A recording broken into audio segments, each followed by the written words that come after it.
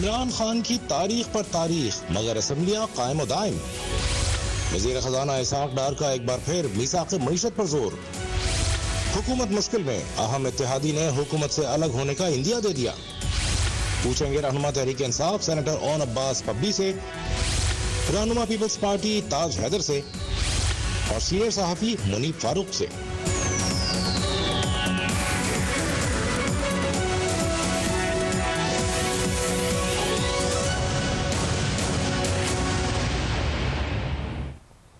अस्सलाम वालेकुम नाज़रीन, you watching tonight with Mona Alam. Imran Khan साहब ने आज चंद ही माह में बहुत एक तवील सफर जो है वो पूरा कर लिया है और वो तय किया है। न्यूट्रल के ऊपर और फौज की न्यूट्रलिटी के ऊपर पहले जहां उन्होंने तनकीद की और कहा कि ये तमाम चोरों डाकुओं के साथ मिल गए हैं और इनको कवर दिया जा रहा है संगीन इल्जामात के बाद, आज उन्होंने अपनी जो तकरीर थी उसमें उन्होंने ये मांग कर दी कि फौज का इदारा तब तक ठीक नहीं हो सकता जब तक न्यूट्रल नहीं हो जाता। हकीकतन इसी लफ्ज का इस्तेमाल और दो अलग अलग कॉन्टेक्स्ट्स में इस्तेमाल, और वो भी एक बड़े कम अरसे में इमरान खान साहब की तरफ से बहुत सारे सवालात पैदा करता है। क्या इमरान खान साहब अपने पहले के बयान पर और पहले की तनकीद पर कायम है जो उन्होंने न्यूट्रलिटी के हवाले से की थी, या अब जो वो न्यूट्रलिटी की बात कर रहे हैं वो किसी और कॉन्टेक्स्ट में है? किस बयान को ज्यादा वेटेज दिया जाए और क्या इसको यूटर्न के तौर पर देखा जाए? तमाम एतबार से बात करेंगे। एग्जैक्टली इमरान खान साहब ने आज क्या कहा है न्यूट्रलिटी के हवाले से जो उन्होंने मांग की है फौज के इदारे से, ये सुनिएगा। हमारा फौज का अदारा मजबूत हो। मजबूत वो तब होगा जब वो न्यूट्रल हो, वो मुदाखलत ना करे। जो जनरल बाजवा के दौर के अंदर जिस तरह के बेदर्दी से उन्होंने हमारी पॉलिटिक्स के अंदर जिस तरह उन्होंने किया, मैंने कभी ये नहीं देखा।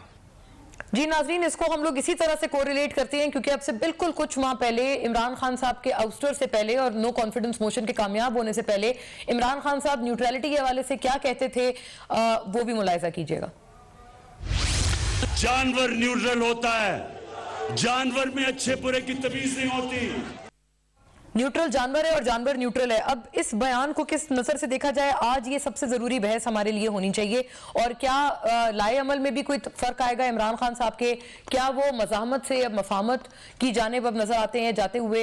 कुछ आसार तो इस तरह के मिलते हुए नजर आते हैं, स्पेशली विद द एस्टेब्लिशमेंट। इसके ऊपर बात करेंगे। दूसरी बात नाजरीन हम करेंगे, आज उन्होंने एक और जो बहुत अहम ऐलान किया है वो ये है कि 17 तारीख को अब इंतजार की घड़ियां खत्म हो गई हैं। जो दोनों असेंबलीज की तहलील के हवाले से ऐलान है, लिबर्टी चौक के जलसे में जो पीटीआई का होने वाला है अब से कुछ दिन बाद ही, बल्कि 3 रोज बाद ही, उसमें ऐलान हतमी तौर पर हो जाएगा। और जो एमएनएज ने इस्तीफे दिए थे कौमी असेंबली से, उनको भी दोबारा से रीइंफोर्स किया जाएगा। वैसे वो भी हुकूमत वक्त उनको कबूल करने को तैयार नहीं थी। क्या उसकी रीइंफोर्समेंट से हुकूमत अब बिल आखिर उन एमएनएज को जबरदस्ती अपने पास या असेंबली में अपने पास जबरदस्ती रखने से क्या हुकूमत अवॉइड करेगी? अब उससे इस बात से या इस आदत से अपने बाज आया जाएगा? इसके ऊपर भी बात करेंगे। दूसरा नाजरीन, हुकूमती जो इत्तेहादी पूरी ये एक अलायंस है, उसकी भी पोजीशन को बहुत अच्छी नजर नहीं आती क्योंकि जेयूआई और बीएनपी मेंगल खासे नाला नजर आते हैं रेकोडेक के मसले पर। कल इस हद तक ये नाराजगी बढ़ी कि हुकूमती जो काबीना का इजलास था उसमें इस बॉयकॉट का ऐलान किया गया। और ये तमाम जो बातें हैं ये इसकी जानिब भी एक तरफ इशारा करती हैं कि क्या कोई इशारे किनारे कोई किसी की तरफ से कोई सिग्नल्स आ रहे हैं या नहीं। अब अलबत्ता ये हुकूमत पूरी कोशिश कर रही है उनको मनाने की, और कुछ कानूनी बिचारा जो ये भी है जो कि इमरान खान साहब के हवाले से ज्यादा हमें सरगर्म होती हुई नजर आती हैं। एक तो जो टायरियन वाइट के हवाले से इस्लामाबाद हाईकोर्ट में लगा हुआ केस है, सुप्रीम कोर्ट ऑलरेडी इस केस को सेट असाइड कर चुका था, लेकिन अब ये इस्लामाबाद हाईकोर्ट ने जहां 25 जनवरी को अगले साल लगाया था, वहां एकदम से इन्होंने इस केस की तारीख, इसकी सुनवाई 20 दिसंबर यानी अब से बिल्कुल 6 रोज बाद कर दी है। क्या ये कुछ अलार्म्स या रेड फ्लैग्स रेज करता है इमरान खान साहब के लिए? और कुछ हीरो के हार, घड़ियों से भी संगीन इल्जामात, इस किस्म की भी कुछ खबरें हैं जो कि मार्केट में सरगर्म हैं। क्या ये कोई नया स्कैंडल है? इमरान खान साहब की जो कानूनी मुश्किलात हैं उसमें इजाफा हो रहा है? और क्या ये बाय डिजाइन किया जा रहा है या फिर ये this is just as it should be? तमाम मामले पे हम बात करेंगे और फौरी तौर पे गेस्ट्स का रुख करती हूँ मैं। सेनेटर ताज हैदर नाजरीन मुझे ज्वाइन कर रहे हैं, पाकिस्तान पीपल्स पार्टी के stalwart for governments and as well as peoples Party's view point on the matter. Welcome on board sir, शुक्रिया आपकी मौजूदगी, आपकी ग्रेशियस प्रेजेंस के लिए। सेनेटर रॉन बप्पी साहब नाजरीन पाकिस्तान तहरीक इंसाफ की नुमाइंदगी करते हुए हमारे साथ मौजूद हैं। तमाम मामले पर आर्च पोजीशन अपनी जो है वो अपोजिशन की रखेंगे, because the arch opposition party is PTI only. और नाजरीन तमाम मामले पर तज्जिए तबसरे के लिए और कानूनी अरा के लिए जनाब मुनीब फारूक ने हमें ज्वाइन किया है, सीनियर सहाफ़ी anchor person. Welcome on board Munib साहब, thank you for your gracious presence also. बात का आगाज मैं नाजरीन इसी नोट पर करना चाहूंगी और मुनीब फारूक साहब जरा इस पे आप पहले बात कर दें, पहले कमेंट कर दें, क्या ये कानूनी मुश्किलात में कोई इजाफा होने वाला है? इमरान खान साहब की ये टायरियन वाइट का case, although it's of extremely personal nature, इतनी जाती नौयत पर उतर कर पॉलिटिकल जो एक स्लोगनियरिंग है वो नहीं होनी चाहिए, लेकिन डू यू थिंक ये कोई कानूनी तौर पर उनके लिए प्रॉब्लमेटिक हो सकता है? Number one. और ये जो अब हम सुन रहे हैं कि घड़ियों के बाद कोई ज्वेलरी का भी कोई मामला है, कोई खरीदो फरोख्त है, इन बातों में कितनी परेशानी हो सकती है खान साहब के लिए, या आपको लगता है कि बिल्कुल एक सेफ पैसेज है, कोई मसला नहीं? बहुत शुक्रिया आपका। देखिए, इम्पोर्टेंट बात है कि जो इमरान खान साहब पे वो जो आई थिंक टेरियन वाइट का जो मामला है, मुझे तो वो वैसे थोड़ा सा ठीक है, सियासी तौर पर उस पर पॉइंट स्कोरिंग जरूर कर दे, लेकिन मुझे बड़ा वो रिडिकुलस साउंड करता है, बिकॉज ये कोई ऐसा फैक्ट नहीं है जो किसी के नॉलेज में अब आया है। ये एक पुरानी चीज है, पुराना सिलसिला चल रहा था, और मेरा नहीं ख्याल कि हमारी सियासत को इस नहज पर चले जाना चाहिए, या वन शुड स्टूप सो लो कि आप इस तरह की चीजें कोर्ट के अंदर ले आए और इस तरह की चीजों के ऊपर आप सियासत करने लग पड़े। आपने अगर अपने सियासी मुखालिफिन का सामना करना है तो आप इलेक्शंस के अंदर करें, और बहुत से मामलात हैं। आप उनकी अगर कोई फाइनेंशियल है, कोई करप्शन है, या कोई या करप्ट प्रैक्टिस है, उसके ऊपर बात करें। ये पर्सनल नेचर की चीजें कम अज कम इनके ऊपर तो बात मैं नहीं समझता हूँ कि इसके ऊपर हम वक्त ज़ाया करेंगे बात करके। मुझे नहीं लगता कि ये कोई इतना ज्यादा एंटरटेन होने कोई बड़ी हालात या मामलात के अंदर चले किया। वो तोशा खाना वाला मामला देखिए, वो ऑलरेडी वो तो अब एक जो फाइंडिंग आई इलेक्शन कमीशन की पर ट्रायल कोर्ट में चला गया। ये जिन ज्वेलरी सेट्स की आप बात कर रही हैं, जारी बात है कोई हवा के अंदर तो कोई चीज होगी नहीं। जो बादियों नजर में जो मामलात सामने आ रहे हैं वो ये कि ये कोई जारी बात है, little do I know about brands, but Bulgari का कोई सेट है और वो भी शायद रॉयल फैमिली ने दिया था, और अपेरेंटली उसके अंदर कोई लिमिटेड एडिशन के कोई डायमंड्स हैं या इस तरह की चीज है, उनकी market value millions of euros के अंदर है, और उनके बारे में ये कहा जाता है कि वो फॉर्मर प्राइम मिनिस्टर को उसकी जो मालियत है, मॉनेटरी वैल्यू है मुनीब साहब, वो घड़ियों से कहीं ज्यादा है। जी बिल्कुल ज्यादा है, और उसका जो सबसे बड़ा उसमें भी एलिगेशन है, देखिए वो यही है कि जनाब इमरान खान जो एलिगेशन है, मुझे नहीं पता क्योंकि ना मेरे सामने उसकी इंक्वायरी रिपोर्ट है, ना मुझे पता है कि उसकी असेसमेंट किसने की है। असेसमेंट उसके अंदर भी यही इल्जाम है कि उसकी असेसमेंट दुरुस्त नहीं हुई और उसकी मार्केट वैल्यू महज शायद 3 करोड़ रुपया लगवाई गई, और कानून जो था रवैया उसके मुताबिक 1.5 करोड़ रुपया अदा किया गया, जबकि उसकी मार्केट वैल्यू जो है वो 3-4 अरब रुपए है, जो कि बताया जा रहा है, या कुछ लोग तो 5-6 अरब कह रहे हैं। लेकिन क्या उसकी कोई बड़ी कोई जबरदस्त किस्म की इंक्वायरी हो चुकी है, कोई फैक्ट फाइंडिंग आ चुकी है, वो मेरे सामने मौजूद नहीं है। अभी तो सिर्फ बातें हैं, अगर सामने तमाम चीजें आ जाती हैं तो then we can comment on that. जी ट्रू, ये बात सही है कि अब इसके ऊपर बात आगे तब हम करेंगे जब ये थोड़ी और बात कुछ हतमी हो या कंसोलिडेट करे। और अब्बास साहब, मैं आपकी तरफ आऊंगी। ये जो हमने बयानात सुनाए हैं खान साहब के, ये सडन चेंज ऑफ हार्ट चंद ही माह में, पहले न्यूट्रलिटी पे आप लोगों ने क्रिटिसाइज किया भर भर के, अब आप कहते हैं न्यूट्रल अगर हो जाए तो सब ठीक हो जाएगा। What has caused this drastic change of heart with in months? मुझे वैसे इसमें कोई ड्रास्टिक चेंज खास नजर नहीं आता। जिस वक्त हमारी हुकूमत थी और जा रही थी, और खान साहब भी कहते थे कि अगर आप लोग कहते हैं कि आप न्यूट्रल हैं, तो उनकी उस वक्त पोजीशन ये थी कि इस वक्त जो इकॉनमी थी उस वक्त, यानी कि आज से 8 महीने जो पाकिस्तान के हालात है, वो न्यूट्रलिटी की तरफ किसी भी तौर पर ये मुल्क मुतमल नहीं हो सकता, मुल्क सस्टेन नहीं कर सकेगा, उनका ये पॉइंट ऑफ व्यू था। और वो आज भी यही कह रहे थे कि ठीक है, neutrality is perfectly fine as long as you think कि पाकिस्तान इन हालात में फिर सस्टेन कर जाएगा। आप खुद देखिए, जिस तरह आज उन्होंने बार बार का जनरल बाजवा का नाम लेके कहा कि उसका जो रोल था उस वक्त वो कुछ ऐसा नहीं था कि जिसके हवाले से कुछ ज्यादा डिटेल बात की जा सके। He played his role to the level कि जहां चीजें ऑटोमेटिक डिस्टॉर्ट होती गई। और आज हालात ये भी मैं वैसे हैरान हूं, मतलब आई एम वंडरिंग कि मीडिया इस बात को हाईलाइट क्यों नहीं कर रहा कि इस वक्त ये है कि आपका जो वीजा कार्ड है, आप अभी इस पे 3-4 लाख की शॉपिंग करें, आपको वीजा डिक्लाइन करना शुरू हो चुका है। आप अपने बच्चों की फीस जो है डॉलर्स में, ऑस्ट्रेलियन डॉलर्स में, जीबीपी पाउंड्स में आप बाहर नहीं भेज पा रहे। सो द पॉइंट रिमेन्स कि ये स्टेट अगर सस्टेन करेगी तो उसके लिए कुछ इदारों को अपना रोल अनफिनिश्ड बिजनेस जो है वो प्ले करना पड़ेगा।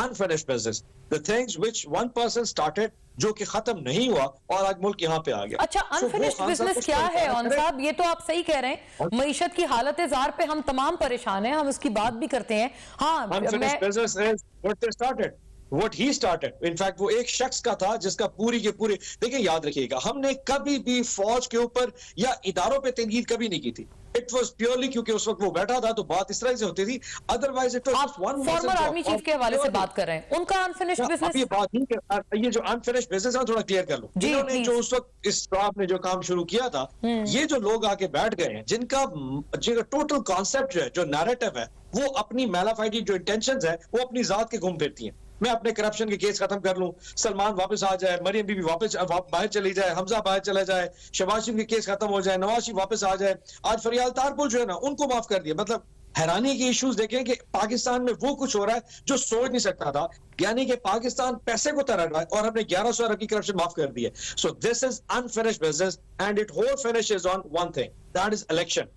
आप इलेक्शन कराएं, न्यूट्रल इलेक्शन कराएं, फेयर एंड फ्री इलेक्शन कराएं, and let the people come decide कि किसको लेके आना है। और वो जो 5 साल की सर्टेनिटी होगी किसी भी हुकूमत के पास, आप भूल जाए हमारे पास आएगी या किसी के पास। जी, ये बात तो बिल्कुल दुरुस्त है, अल्टीमेटली तमाम मामले का ये हल है, लेकिन आप लोग भी इस केओस में ऐड ही करेंगे ना ऑन साहब।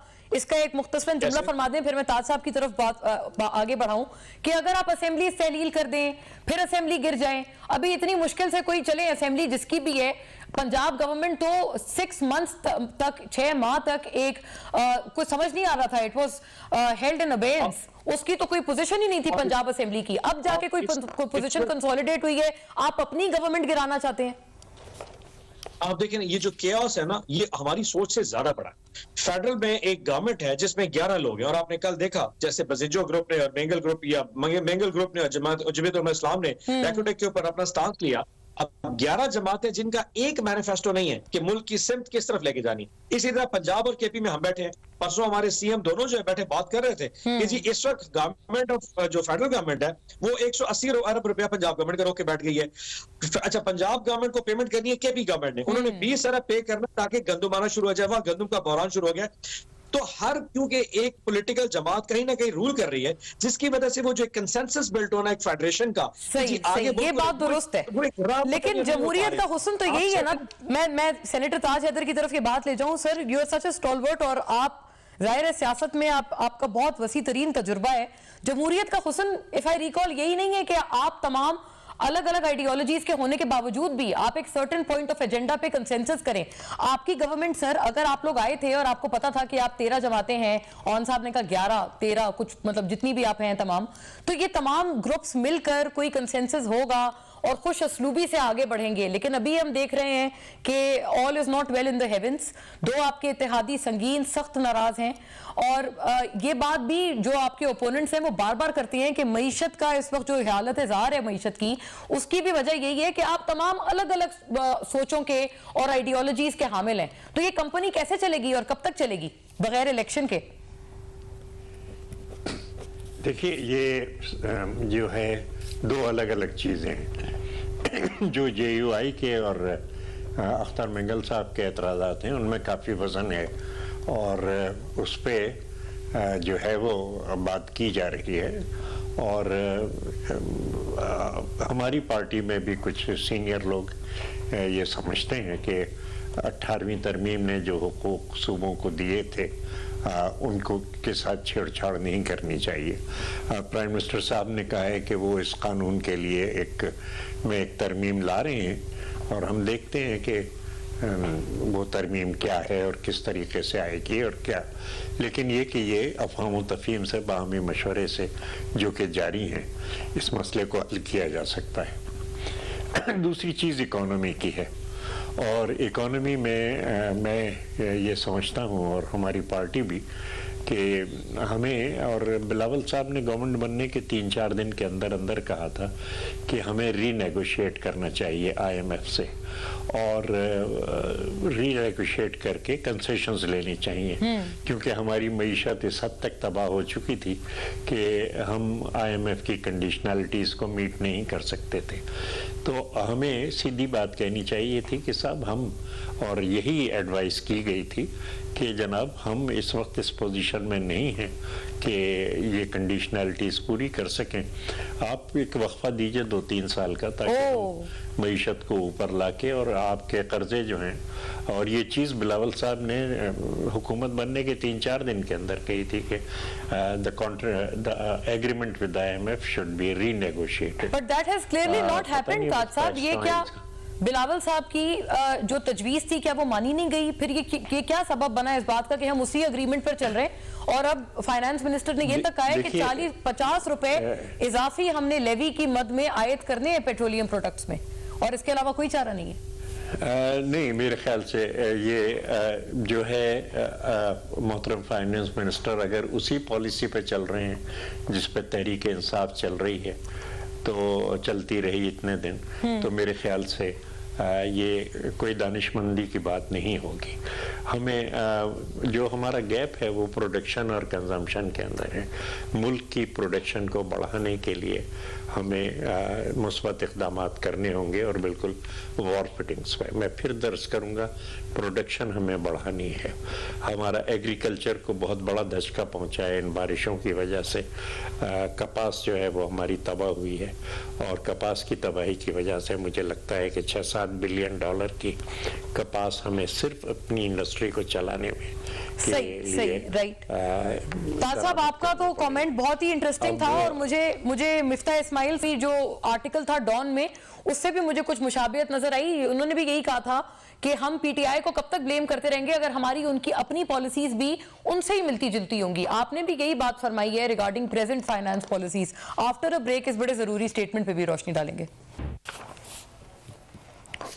जी वेलकम बैक नाजरीन। सेनेटर ताज हैदर, आप ब्रेक से पहले जो बात अपनी कर रहे थे, अगर आप मुकम्मल करना चाहते हैं आप प्लीज कर लें, फिर मैं आगे ये बढ़ूं मुनीब साहब पे और ऑन साहब की तरफ। देखिए, बस मैं यही अर्ज कर रहा था कि शायद ये तरीक़ेकार मुनासिब नहीं है कि जो हुआ है उस पे अपनी पार्टी पे इस तरीके से तनकीद का निशाना पब्लिकली बनाया जाए।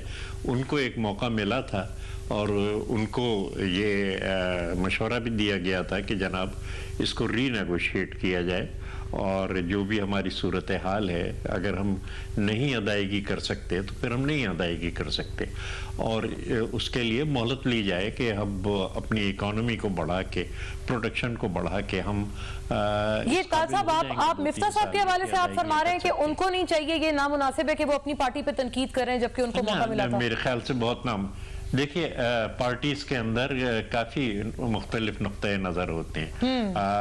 मेरा भी ये होता है, दूसरों के भी होते हैं, लेकिन हम पार्टी के प्लेटफॉर्म पे इसको डिस्कस करते हैं। दूसरे ये कि जब हमें काम करने का मौका मिलता है, कोई जिम्मेदारी दी जाती है, तो हम फिर शिकायत नहीं करते जब वो आप उस मनसब से होके आ जाए तो हाँ। उसको हम करते हैं। देखिए, इससे नहीं होता कि जी ये हो गया, ये हो गया, मतलब आपको लगता है मिफ्ता साहब की वाली जो गुफ्तगू है वो तमाम इन पब्लिक डोमेन आके ये करना ये डिसटेस्टफुल है और ये अपने पार्टी के उनको फेयर इनफ, हाँ, अगर कोई चीज है तो उनको मशवरा देना चाहिए। अच्छा सर, वो कहेंगे कि आपने भी तो की ना, अभी आपने भी यही वाली बात अभी अपने पिछले रिमार्क में फरमाई, तो अगर हम उनसे पूछेंगे तो वो भी I am sure he will be in a position to say कि जी ताज साहब भी तो यही बात कर रहे थे जो मैंने कहा। नहीं, मैं क्या बात कर रहा था, मैं मिफ्ता इस्माइल साहब का आर्टिकल मैंने पढ़ा भी नहीं है कि क्या है। जी। मैं सिर्फ ये कह रहा हूँ कि जो तरीक़ेकार था वो ये था, और अब भी ये तरीक़ेकार करना चाहिए, और शायद इसाक डार साहब अब यही कर रहे हैं कि जनाब हमारी इकोनॉमी इस काबिल नहीं है कि हम आपकी कंडीशनलिटी। सही हो गया, साफ बता दें, IMF को ज्यादा कोई ठीक है, राइट, मैं I hold that point. Munib साहब, ये और ये हाँ, मैं जरा ये वाली बात आगे बढ़ाऊं क्योंकि ना इससे ताज साहब एक और बात जो इससे डिराइव होती है ना, लेट्स टेक दैट अलोंग, कि सारे ये कहते हैं कि फिर इस पूरे एडवेंचर का पीटीआई वाले इसको मिस एडवेंचर कहते हैं। तो वो कहते हैं इसका फायदा क्या था, क्योंकि हम भी तो फिर यही कर रहे थे ना, हम इसका पॉलिटिकल जो सियासी बोझ है वो भी उठा लेते। मैं अलाउ मी सर, मैं ये बात आगे ले जाऊं। बाकी मेरा जो एतराज है वजारत खजाना पे वो ये है कि वो पीटीआई की पॉलिसी को कंटिन्यू कर रहे हैं। ओ ठीक है, पीटीआई अच्छा, अभी डार साहब के तहत भी कर रहे हैं या मिफ्ता साहब के तहत आपको लगता है ये कर रहे थे?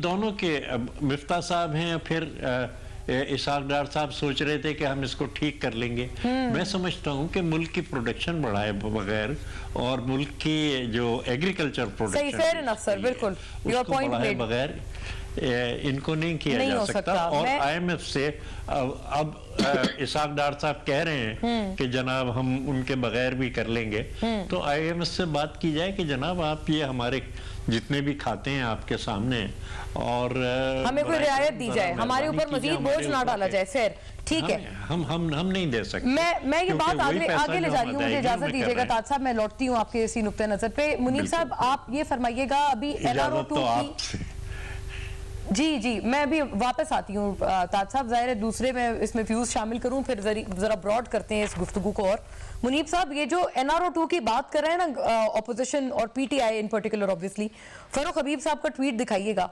आज उन्होंने इसके ऊपर बड़ी सख्त तनकीद की है, जाहिर है this is not one of its kind. उन्होंने कहा है उस पर्टिकुलर मामले पे की है कि जो एवन फील्ड के जो मरियम नवाज साहिबा की जो सजाएं खत्म हुई हैं, उस हवाले से उन्होंने कहा है कि ट्वीट भी नाजरीन के लिए दिखाई जाए कि NRO2 की जानिब से मरियम सफदर की सजा के खात्मा इस्लामाबाद हाई कोर्ट की वजह से एवन फील्ड केस में किए गए फैसले के खिलाफ नैब सुप्रीम कोर्ट में अपील नहीं कर रहा है।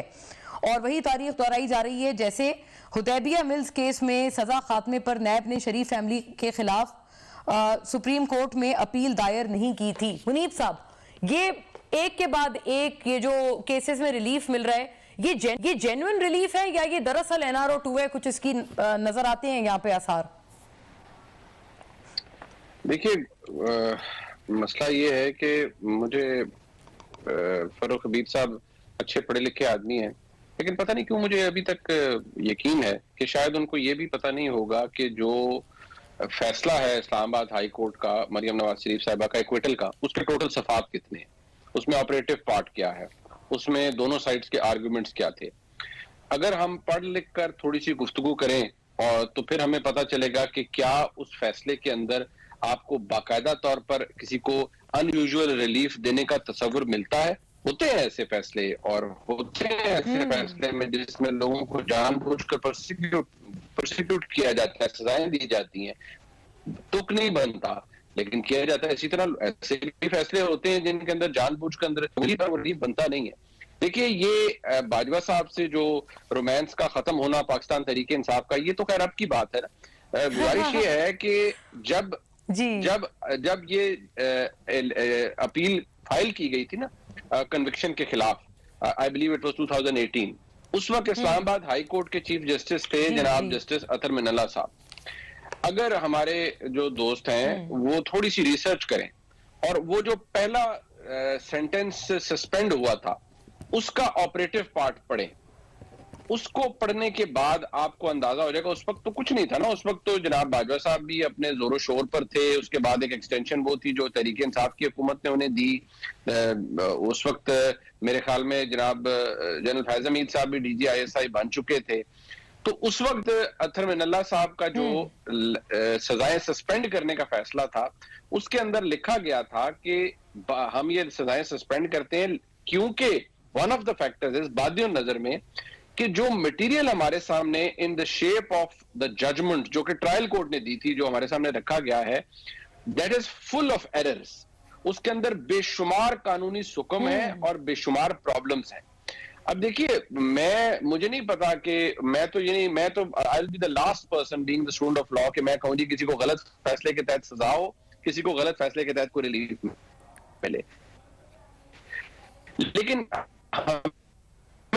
थोड़ी सी पढ़ी लिखी चाहिए मिल गया। अभी मुझे पढ़ी लिखी क्रिटिसिज्म होनी चाहिए, लेकिन मुनीब साहब वो भी तो कहेंगे ना कि देखिए उनके दौर में अगर इतने सुकम के बावजूद सजाएं हुई हैं तो वो भी कहेंगे कि आपके दौर में अभी हमारे साथ या PTI के साथ क्या हो रहा है। आजम स्वाति साहब की मिसाल हम तमाम के सामने है। इस्लामाबाद से छूटते हैं बलोचिस्तान जाते हैं, बलोचिस्तान से छूटते हैं सिंध आते हैं, सिंध से छूट जाए तो वो जज को ही उड़ा दिया जाता है। बात यह है, आपको मैं अगर अर्ज करूं कि इस हुकूमत के अंदर जो पीडीएम के अंदर मौजूद है, वी शुड आस्क आवरसेल्व्स, आप अपने आप से पूछिए एज अ जर्नलिस्ट, और हम जितने भी लोग इधर बैठे हैं, बपी साहब बैठे हैं, हमारे मोहतरम जनाब ताज अजहर साहब बैठे हैं, क्या पीडीएम की हुकूमत के आजम स्वाति साहब के साथ वो करे जो कि उनके साथ इस वक्त हो रहा है? क्लियरली नहीं है। We should not fool ourselves. हमें तो ये पता है ना कि ये नहीं है। आजम स्वाति साहब के साथ जो कुछ हो रहा है वो हुकूमत नहीं कर रही है, ना ये हुकूमत कर सकती है। हुकूमत तो इमरान खान साहब के खिलाफ जो सियासी नौयत की FIRs बना रही है, हुकूमत के बारे में कुछ नहीं कर सकती। वो बनाती है, क्वाश हो जाती है वो, या उनके अंदर से दहशतगर्दी की वो दफात निकल जाते हैं, जो कि सियासी नौयत के केसेस के अंदर दहशतगर्दी की दफात नहीं बनती। इन्होंने लगाई या कोर्ट ने उड़ा दी। अब मसला ये है कि आजम स्वाति साहब ने जो सिलसिला शुरू किया था फौज के खिलाफ का, एक सिटिंग उस वक्त जो आर्मी चीफ थे जनरल बाजवा साहब, उनको एड्रेस करके कहा, फिर एक सिटिंग डिक्रेटेड अफसर जो कि ISI के अंदर मौजूद हैं, उनके बारे में जो अल्फाज इस्तेमाल किए नहायत ही गैर नामुनासिब अल्फाज थे, फिर बाकायदा तौर पर गालियां दी ट्विटर के ऊपर। तो अब फिर वो मैं क्योंकि जी बिलाशुबा गालियों का तो कोई जवाब नहीं बनता, ये बात सही है, लेकिन ना जट जाने और बिच्छू जाने, तो वो अब ऐसी सूरत हाल है कि वो हुकूमत के तो पास नहीं है, उसका कोई सूरत हाल है। सही है, ठीक सुबह से बैठ कर शाम तक गालियां जरूर, यानी हुकूमत भी जो है वो इसमें हुकूमत का उसमें कुछ नहीं कर पाएगी, क्योंकि जाहिर है एक कानून या कोई एक सिस्टम भी है ना। हाँ ठीक है, राइट, ये वो भी एक कानून है, कोई सिस्टम है, जाहिर है अगर अदालत ठीक हो गया, ये हुकूमत के बस की बात नहीं है। ऐसे ही है ऑन अब्बास साहब, ये आजम स्वाति साहब के हवाले से तो बात की है मुनीब साहब ने, लेकिन ये कि उन्होंने ये भी साथ कहा कि आपका जो रोमांस खत्म हुआ है, रोमांस तो था ना, ये बात तो नहीं है आउटगोइंग या फॉर्मर आर्मी चीफ के साथ। There are numerous multiple statements of Khan साहब। और दूसरा ये भी फरमाइएगा कि ये वो कह रहे हैं पढ़ी लिखी तनकीद करें, जो जिन फैसलों में एरर्स हैं उनके ऊपर भी आप वही करते हैं जी, NRO 2 हो गया, तो ये आप तमाम को ना एक ही ब्रश से पेंट कर देते हैं। ये आपका कोई शायद गेम प्लान है।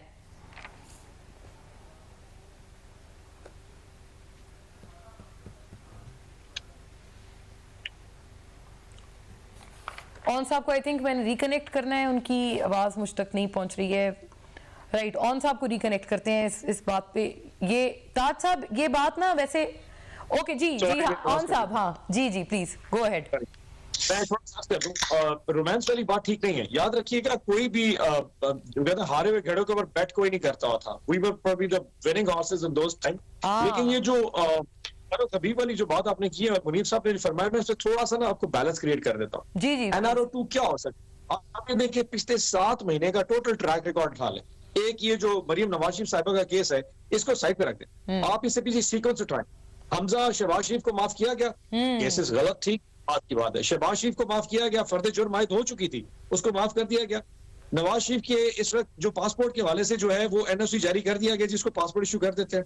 आप सलमान शहबाज परसों रात को 3 दिन पहले अचानक आके अपने बाबा जी के घुटने को हाथ लगा रहा था, 1 फाइन नाइट आपको अचानक पता चलता है कि जी प्रोटेक्टिव बेल आ गई। इतने सारे सीक्वेंसेस जो है ना वो ऑटोमेटिकली किसी एक केस को आप हटा दें, फिर हमारे केस उठा लें। तोशाखाना केस अचानक उठाया, सेटिस्फाइड हो गया, इस्लामाबाद हाईकोर्ट ने सेटिस्फाइड किया, उन्होंने सुओ मोटा ले लिया कि जी चेयरमैन रह सकते नहीं सकते, इस पे बात कर लेते हैं। पार्टी फंड्स के बारे में चल रहा था कि जी पार्टी फंड, वो जो फॉरेन फंडिंग की जो बात कर रहे थे, उस पे सुप्रीम कोर्ट का पहले डायरेक्शन थी, फिर इस्लामाबाद हाई कोर्ट की डायरेक्शन आ गई कि जनाब अब बाकी को भी वो डिस्कस करें। उन्होंने कहा नहीं सिर्फ इमरान खान साहब को। सो द पॉइंट रिमेंस, हर चीज जो नेगेटिव है वो हमारी साइड आपकी तरफ आ रही है। अच्छा, आपके टाइम पे यही शिकवा वो लोग करते थे कि आपकी तरफ हर हरियाली थी और उनकी तरफ सिर्फ और सिर्फ बंजर था सब कुछ। सब कुछ हो सकता है, लेकिन जो आजम स्वाति साहब के साथ हुआ और अल्लाह माफ करे जो इमरान खान साहब के साथ हुआ, ये 2 केसेस वन ऑफ हैं। यानी आजम स्वाति के साथ देखिए, अब मतलब आप इस वक्त देखिए 43-45 के करीब केसेस हो चुके हैं उनके खिलाफ। इमरान खान साहब के ऊपर हमला हो चुका है, यानी कि 7 माह में NRO 2 उनको देते देते हमें तो जान के लाले पड़ गए। हमारे तो इतने हो गए थे कि हमें तो जीना भी अल्लाह उनको खैर पसंद करे। आ रहा हाँ। हो।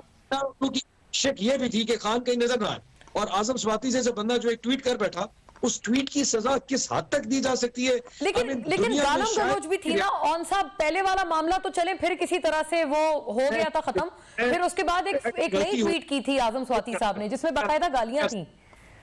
बट होता है ना, मैं आप अपने आप को just put yourself in his shoe.